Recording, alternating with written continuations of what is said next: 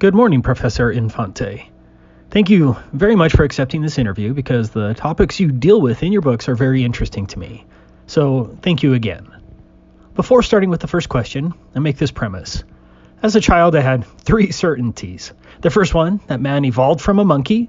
The second one is that the earth revolves around the sun. And the third was that the state prints the banknotes and coins and the quantity of money issued. We were told this since we were children and must be covered by real gold, that is from the gold reserve. However, since I grew up, I have profoundly changed the first and third conditions. With respect to the second condition, that the earth revolves around the sun, I am here to learn what conclusions you have arrived at. Following your studies that you reported in your counter-history book of heliocentrism, the question is, Professor, how was your book accepted? And above all, what prompted you to deal with such a particular topic? Where did you start and why? Well, first of all, thank you for having an interest in my books, even though I do not have a notable following. I've been dealing with this topic since 1996, when I first suspected that there was something strange in the birth of modern science. I came into contact with Studi Cattolici, the magazine for Catholic studies, and exchanged letters with the editor and the director, which he published one or more than one. A decade later, I released my first book, The Esoteric Roots of Modern Science. It was an idea that wasn't born overnight. It was a long process. It required a process of maturation and then some small confirmation. It must also be considered that at the time there was still no internet. I did not have any available text and I had to research for information to research and develop this topic.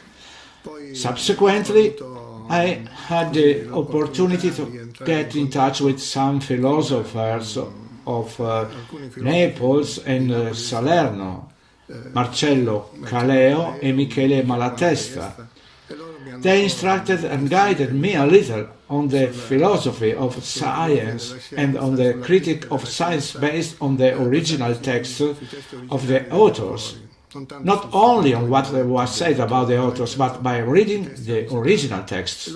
Marcello and Michele instructed and guided me in understanding the difference between the expressed text and the hidden meaning. As I became more acquainted with these famous authors like Galileo, I discovered that their written content did not correspond to the hidden meaning that provided the internal logic. So there seemed to be some kind of Sibylline language throughout this text, in which initiates could convey their hidden messages. Could you give us an example of a difference? The difference between the expressed text and the hidden meaning. Differences? Yes, there are many. Practically, the Pythagorean method. I knew the Pythagoreans, so Bayer say, they showed how this was done in school. It is not so much to refer the ancient Pythagoreanism of Greece, then transferred to Croton with Pythagoras, as for the Pythagorean mentality. The classic example of application of the Pythagorean method is to put the model before reality. That is to believe not so much in what one sees, but in what one thinks. The model before reality is the structure of where the contradiction between the expressed text and the hidden meaning is created. Practically, then I have to say a premise. That is, the criticism that I made does not concern modern science as a whole, and speaking against ideological model trumping reality. In fact, the Pythagorean method has been inserted into heliocentrism. It has taught us to deny the evidence of our senses in favor of an ideological model, which was built on Pythagorean mysticism, pagan and Egyptian. And from this, the contradiction was created. Okay, I admit my ignorance of your books. I only know the counter story, that is, the last one. And so let us see the others too, because it seems to me that there is more than one book. Yes, I have written other books. I have them here at my fingertip. This is the very first of 2006, Modern Science, and here is everything that was then developed and expanded on. The exact title, Professor? The Esoteric Roots of Modern Science. The Esoteric Roots of Modern Science? So you sustain that modern science has esoteric roots? Yes, I also tried to prove it. The fact is that all of these scientists were involved with the Rosicrucian movement, which was forming in the early 17th century, but they worked underground in an esoteric occult way beginning much earlier. Copernicus, Galileo, Kepler and Newton all had association with this secret society, Freemasonry and Rosicrucianism. There is a portrait of Galileo with a square and compass, if I'm not mistaken. Yes. Is it just a coincidence? There have been many lodges, many Masonic lodges have been dedicated to Galileo. I asked you before, what prompted you with such a particular topic? Where did you start? Where did this... I already explained this a few years ago. I have an interview where I showed a small symbol that you see here on the cover, here. This is a dialogue from the two greatest systems of Galileo, and here at the bottom there is a symbol with three dolphins in a circle.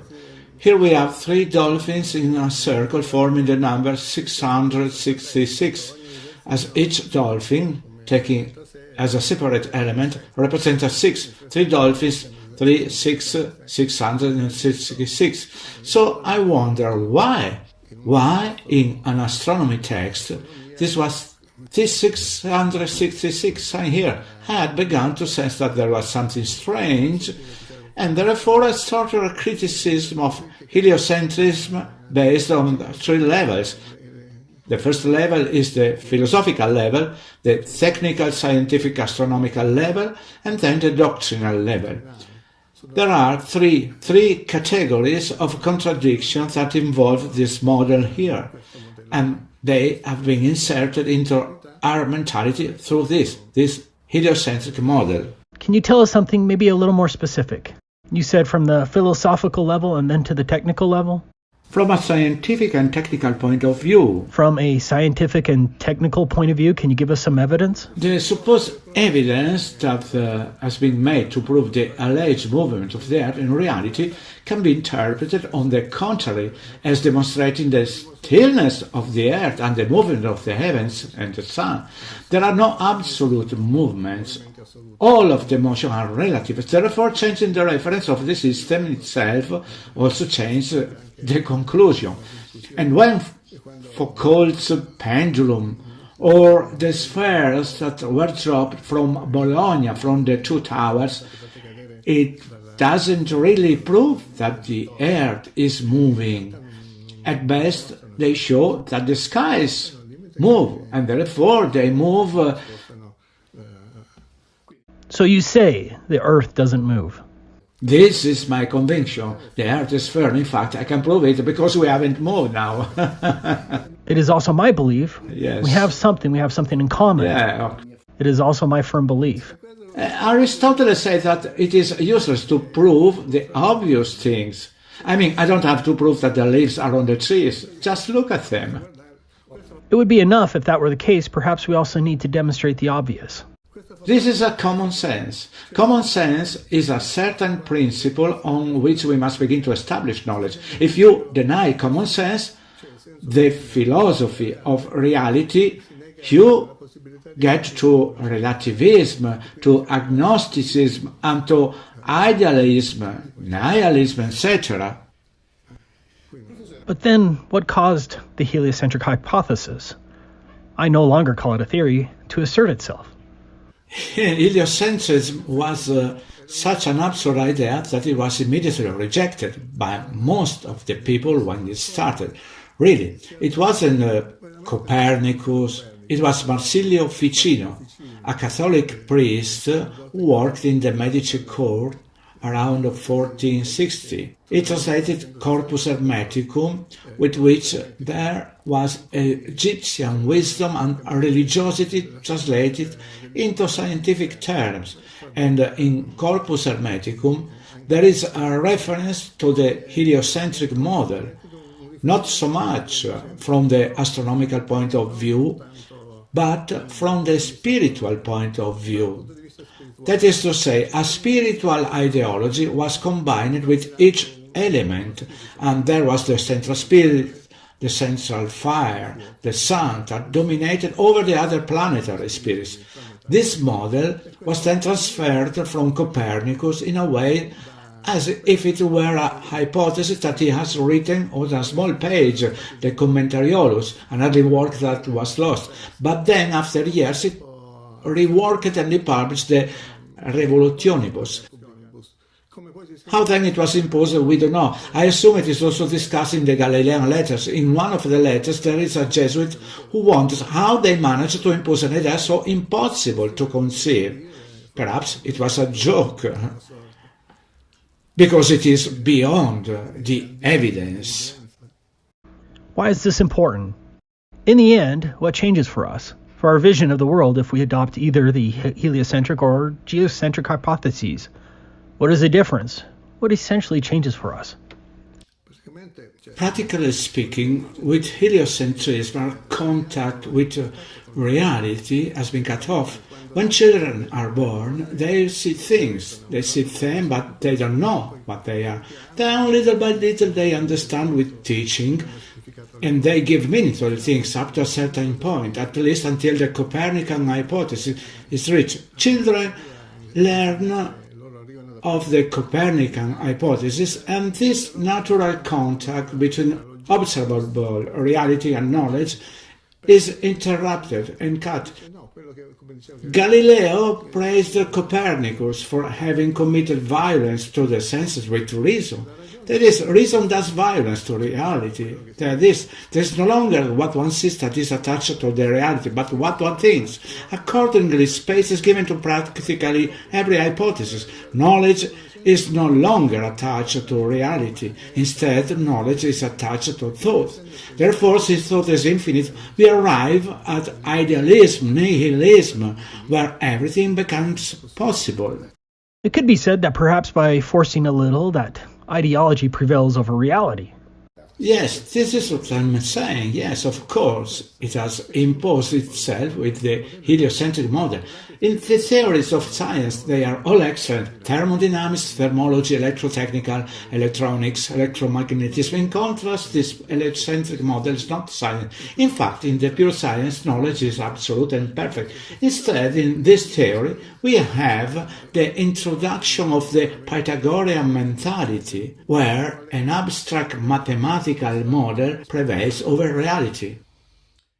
I take liberty of saying that maybe something is wrong with what I've also found through Alberto Magno's books concerning medicine. I think that even in medicine, ideology has somewhat replaced science. But I don't think that is appropriate to address this in a short interview, and we do not want to do something extremely long, Professor. In your opinion, what role should science have in society? What should science really strive for? Science is the good of humanity and the common good. In fact, this is the case in most sectors: medicine, science, physics, chemistry. Everything is aimed at the good of humanity. In fact, however, sometimes science is manipulated by those who have power, by those who have interests. So yes, like wealth. Wealth is in itself is good, but if one uses wealth badly, well, it does not value what he has. Science should be detached as much as possible from power and economic interests. But this, who knows? As a result of your books, have you received any invitations to lecture at a university? At the university, no, because I am rejected. These are pure heresies. What I'm saying is something that is valid for me and for you, perhaps. I don't know why, but academia rejects these arguments. Even when I was collaborating with the university, I did not present these things that I began to harbor inside me. To understand and develop them, I detached myself and I have continued on my own way. At the university, you cannot give a lesson against heliocentrism because it would be like going into church and speaking against the Pope, more or less. Shouldn't science be open to the contribution of anyone who perhaps brings some proven, established theory? It should. Why isn't it so, Professor? Because there are dogmas. Science has now become the official religion. We can doubt about God, but we cannot doubt what Galileo said, what Newton said, as if before Galileo and Newton science did not exist. Angular moments, moments of inertia existed before. Let's consider that the Romans built the bridges, the Colosseum, that is, the Pantheon in Rome, just to give an example. Many medieval buildings, they build the Gothic style, which requires precise balances and calculation. Using what? Using the same concepts that Newton later formalized. However, these elements of statics and dynamics were already known before, only they were interpreted differently. What in particular is worth knowing about your books? That is, what is the thing that you think is most important to know through reading your books? To start thinking for yourself, with your head, not regarding what others say, not trusting so much of Galileo, Newton, or Einstein, but starting to think if what one is studying corresponds to reality. It is not that these great scientists have done everything wrong, but in some fields, in some sectors of their studies, their way of thinking, we find their personal ideology was being introduced in over reality. It is no longer pure science, but is exploitative or ideology science. They criticized the Christian philosophers because they had a Christian worldview. In contrast, they were Pythagorean, and they had a Pythagorean ideological worldview. They practically used the same methods. So, the influence of Pythagoras was remarkable. It was remarkable, and still is remarkable. Here, when we wrote to agree on this interview, day, hour, and so on, you told me that you were also working on something else. You want to talk about it, Professor? Yes, it concerns the latest publication. The subject, I think I said finished because I no longer have to tell you anything. I said everything. I squeezed the lemon to the last drop. And what is the latest publication? Can you show it to us? The last one is the counter-story of Heliocentrism. What must come out would be the stone, the final seal. Perhaps I want to give it the title of the Heliocentric Crusade Against Common Sense, in which I practically make the synthesis, the sum of everything I have studied in recent years with reference to such scientists, Copernicus, Kepler, Galileo, up to Einstein, to show just how the Pythagorean mentality of these great characters has greatly influenced their theories. I also went to find the contacts that these people, these scientists, had with the esoteric dimension, with initiatory esoteric circles. Have you had the opportunity to deepen or critically analyze the theory? I still call it Newton's theory of gravity. What do you think about it? It has long since faded. Newton's theory of gravity has already faded with Einstein. The force of gravity does not exist. That is, the deformation of the fields is demonstrated in the gravitational field. Einstein demonstrated it. Then that of Newton is taken from Pythagoras, because Pythagoras, studying the harmonies, the properties of the string, he had sensed this relationship between planets and bodies of attraction, and Newton himself acknowledges having drawn from Pythagoras, from the writings of Pythagoras, of the Pythagoreans, this theory of gravitation. I think I have found something about gravity, that is, the non-existence of gravity, as Newton tells us, always in a science book by Alberto Magno around 1200. So let's imagine a little bit. He has not refuted it. That is, Alberto Magno actually explains what it is. That it is not a force of gravity, as Newton told us, in which he very candidly stated that he could not explain the reason for this gravity. Professor, your books, where can one find them?